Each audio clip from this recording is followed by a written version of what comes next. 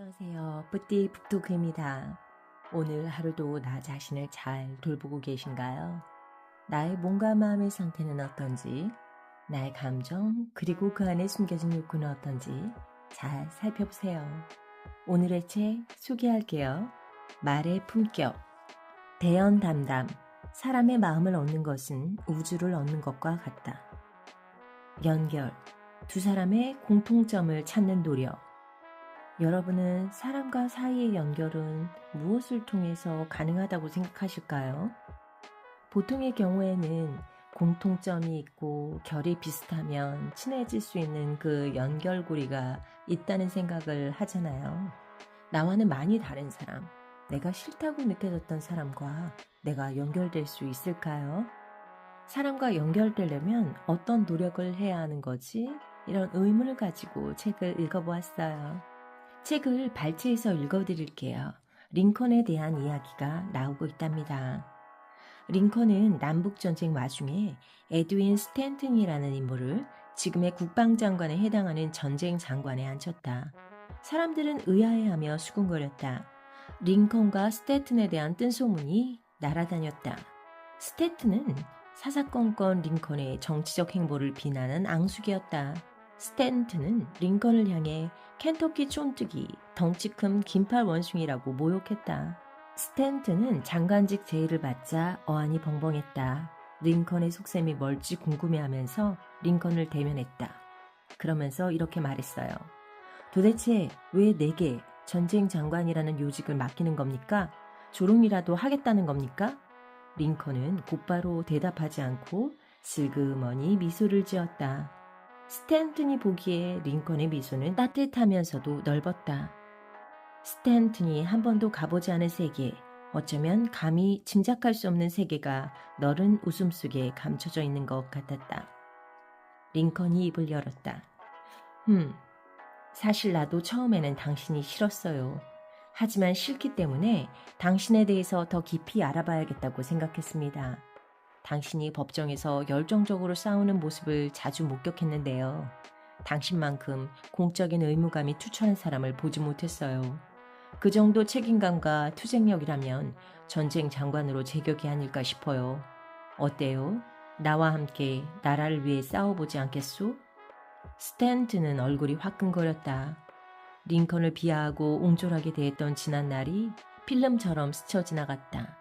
이후 스탠튼은 링컨 대통령이 가장 신뢰하는 참모가 되었다. 링컨이 암살당해 생을 마감했을 때 가장 서럽게 운 이도 다름 아닌 스탠튼이었다. 스탠튼은 가장 완벽한 지도자가 쓰러졌다. 이제 그는 역사가 됐다며 가슴으로 비통의 눈물을 흘렸다. 일부 역사학자는 링컨을 권모술수의 달인으로 평가하기도 한다. 목적을 달성하기 위해 온갖 수단을 동원했다는 것이다.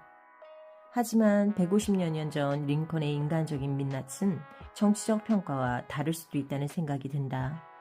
링컨이 자신을 능멸한 스탠튼을 요직에 임명한 것만 해도 그렇다.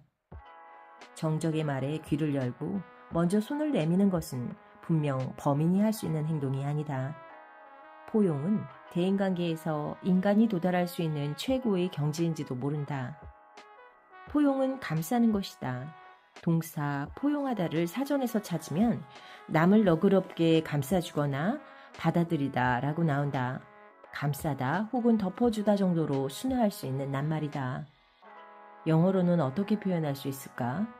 대응하는 단어가 몇 가지 있을 테지만 나는 연결하다, 이어지다 라는 뜻의 커넥트를 고르고 싶다. 링컨과 스탠튼의 사귐이 그러했으리라. 링컨은 스탠튼과의 공통점을 찾기 위해 애썼다. 달리 말하면 서로를 연결할 수 있는 일종의 고리를 확보했다. 두 인물 모두 공적 소명의식과 나라를 생각하는 마음이 투철했다. 링컨은 이 지점을 비집고 들어갔다. 스탠튼에게 적절한 제안을 건넸다.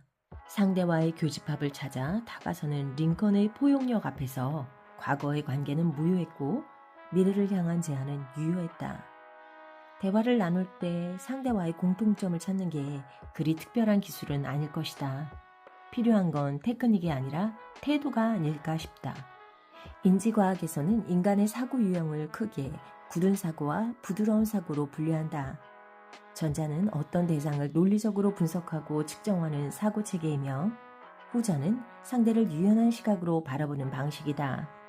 사마천의 사기에는 네 가지 사귐 유형이 나온다. 첫째는 의리를 지키며 서로의 잘못을 바로잡아주는 친구 외우. 둘째는 친밀한 마음을 나누면서 서로의 어려움을 도와주는 친구 미루. 셋째는 즐거운 일을 나누면서 함께 어울리는 친구 이루. 넷째는 평소 이익만 쫓다가 나쁜 일이 생기면 책임을 떠넘기는 친구 저구다. 링컨과 스탠튼의 관계는 미루와 외우의 중간쯤 되지 않았을까 싶다. 우리가 밥벌이를 위해 내몰리는 이 세상에는 위 네 가지 친구가 적당히 뒤섞여 있을 테지만 말이다. 여러분은 어떤 생각이 드세요? 링컨의 이야기를 통해서 여러 생각을 해봤는데요. 네 가지 사귐 유형, 외우, 미루, 이루, 저구. 이 네 가지 중에서 나는 어떤 친구이며 내 주변에는 어떤 친구들이 많은지 한번 생각해 보시면 좋을 것 같아요. 링컨과 스탠튼의 관계처럼 이런 관계를 이루고 있는 사람이 나에게 있는지도 한번 돌아보시고요. 저를 되돌아보니 저는 공통점을 찾기 위해서 연결을 하면서 관계를 유지하려고 많은 노력을 하지는 않은 것 같다는 생각이 들더라고요. 이 네 가지 유형의 친구 중에서 나는 어디에 해당될까? 또 사람들을 대할 때 나는 어떠한 자세를 취해야 될까? 이런 생각도 해보았고요. 저는 관계에서 신뢰를 제 1순위로 생각했었거든요. 그런데 나이가 들면서 이 친밀함이라는 게 굉장히 또 중요하다는 것을 깨닫고 있어요. 내가 바랬던 관계는 친밀함과 신뢰가 적절히 균형된 그런 관계였다라는 생각을 했답니다. 그럼 내가 원하는 만큼 나도 상대방에게 그런 사람이 되고 있는지도 돌아보았고요.